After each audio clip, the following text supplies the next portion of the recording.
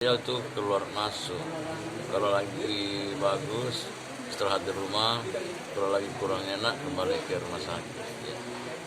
Dan ada informasi Pak penyakit beliau?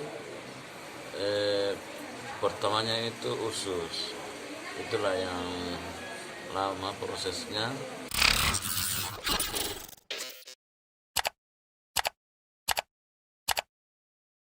Apa kabar yang buka ini Pak? Ya,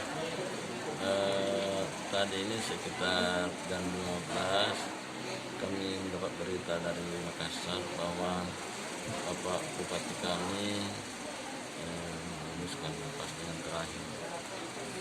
Ya, itu informasi yang kami dapat dari keluarga, dari ibu beliau di Makassar. Jadi kapan dibawa ke sini Pak dan kapan dimakamkan? Insya Allah hari ini juga akan dibawa dari Makassar ke Madinah, dan rencana pemakaman insya Allah sesuai dengan kesepakatan dari Pemda dan pihak keluarga besok insya Allah sebelum salat subuh. Di mana itu Pak? Di Madinah. Belum pian Pak. Lokasinya belum ya. Kabarnya jam berapa di kita? Ya, Kabar meninggalnya jam berapa? tadi jam 12 tadi ada informasi ya. Memang sudah lama Pak di rumah sakit dirawat?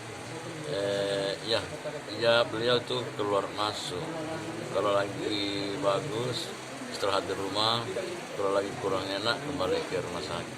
Ya. Dan ada informasi Pak penyakit beliau?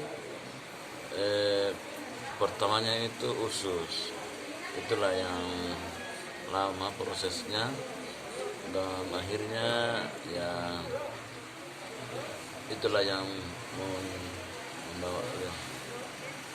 Berarti besok dimakamkan Pak? Insya Allah besok. Jam berapa? Direncanakan sebelum salat duhur. Direncanakan sebelum salat duhur barulah. Di tempat pemakamannya di mana? Belum ini kita menunggu keputusannya Ibu Bupati.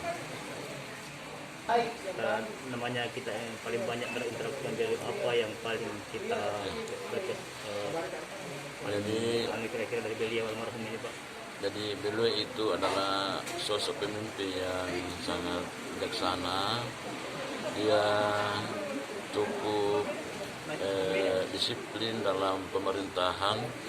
Dia mau melihat pemerintahan ini berjalan sesuai dengan SOP yang ada. Jadi dia membawa bagaimana birokrasi ini, birokrasi yang betul-betul melayani, sehingga dalam perjalanan beliau menata pemerintahan ini kami nilai sangat bagus sekali, sehingga para aparatur kami di tingkat bawah mereka melaksanakan menjalankan kewajiban mereka secara utuh dan baik sekali.